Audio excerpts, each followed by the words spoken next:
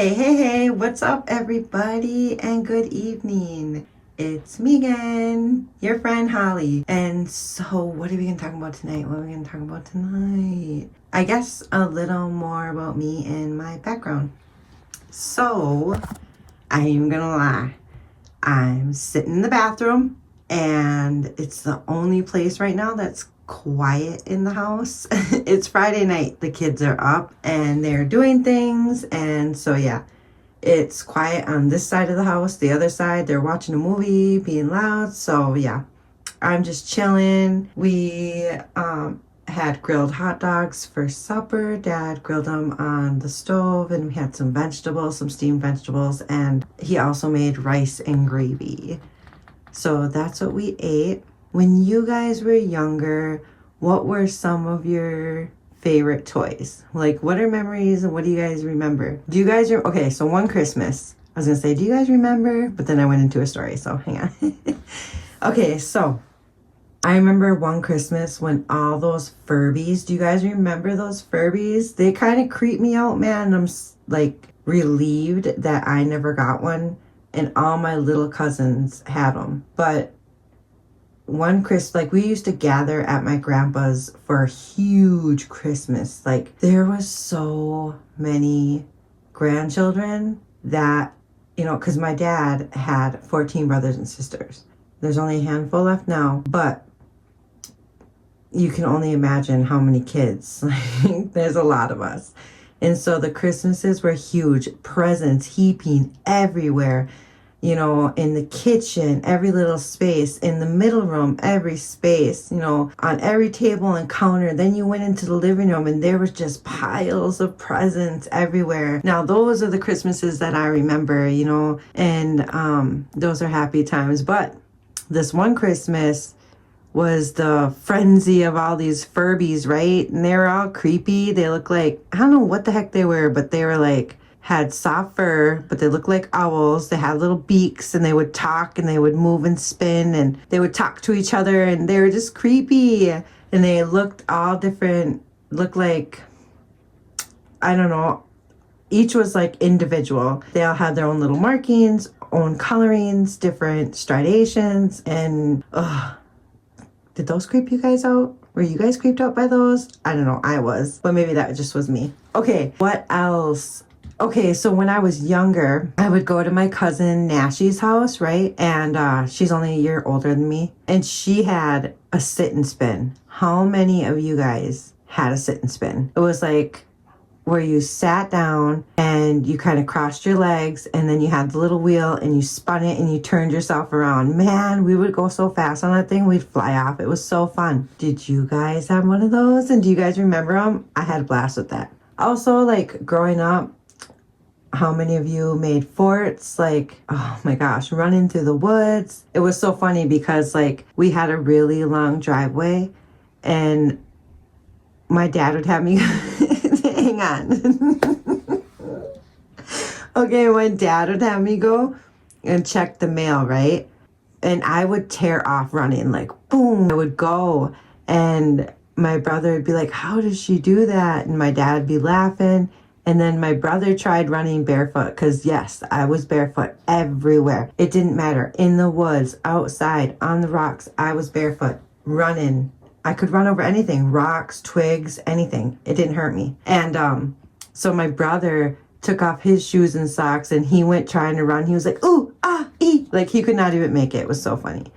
But yeah, that I ran through the woods a lot. Now, this is like when I was my daughter's age that she is now. But had I known then what I know now, I don't know if I'd be so apt to be running up and through the woods and stuff. I mean, I knew about them and I knew stuff existed, but you kind of put it to the back of your mind. You don't take it as serious as you would, well, as I do now. Not that everybody believes in it, but okay, so I don't know if you guys believe in Bigfoot or not, or little people, or fairies, or spirits. Some people do, and some people don't. And some people don't believe it unless they see it.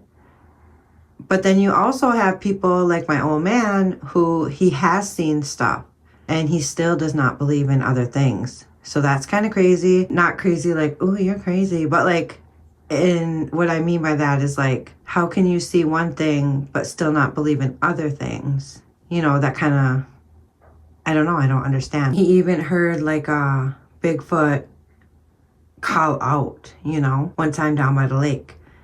He's seen weird lights, UFOs, you know, he's seen some stuff. He's seen like that little, if you guys go back to Halloween, and maybe we'll make a compilation of that for this year. He's seen like a green little goblin kind of looking thing peek in at him and a couple of friends. And you know what? Update on that story. So I had somebody come to my house to take a look at my refrigerator, and I was talking to him because he used to be friends with my old man when they were younger. And so we were gabbing about my old man, and I was like, hey, I was like, do you remember hearing about when my old man and his cousin and so-and-so and so-and-so seen this green goblin looking thing? And he said, yeah. He said, everybody knew about that. He said, I remember that. And I was like, wow, like that was just like, not that I didn't believe him, but that was just more confirmation that, you know, other people remember that weren't even there hearing about it at that time, right? Freaky. And if you want to hear more about that story, it's actually in my Halloween, like Halloween stories. And that was about a year ago. Maybe I'll have Lyrical Jazzy put it in the description and pin it in the comment section if you want to watch it. I also have other experiences that have happened that are in that little section too. Anywho, yeah, what other things do you guys remember from your childhood that bring back either freaky or good memories? Oh, so I don't know if you'd say it was a toy, but we lived, you know, obviously rural, and we all wanted a swing set, like so bad, you know, and my dad he liked to tinker. He could fix anything. Like he just used what was around him, and if we didn't have it, he made it, you know, and we couldn't afford a swing set, you know. My neighbors had a swing set and we wanted one. And so what did he do? He chopped down some trees, he stripped them, and all he had to do was go buy the bolts and I think rope, because he made us 2 swings. He bought the little monkey handlebars. He even made us a slide. He made us a wooden swing set, and it was so nice, you guys. When I say it was nice, it was so nice. Then he went and got a huge like semi-tire and filled that with sand. Like, how sweet is that? Like, I love that as a kid. Like, you couldn't have told me that wasn't better than what they were selling at Walmart. You know what I mean? Like, we loved our swing set, and that our dad made it and made it with love made us like love it even more. You know what I mean? Yeah, so he made us a swing set, so that was like an awesome memory. And how many of you climbed trees as a kid? And then there's like awesome trees to climb, you know? So like down at my grandpa's, it's kind of changed now.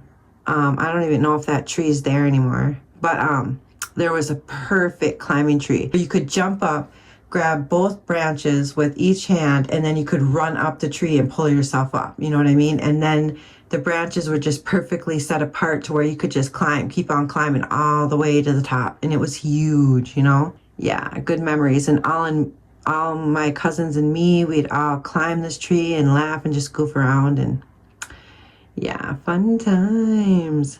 I also have memories of going out in the woods, and like when you're young, like you know those woods like the back of your hand. You're always in the woods. You know where to find the crab apples. You know where to find the berries, the raspberries, blackberries, blueberries, you know.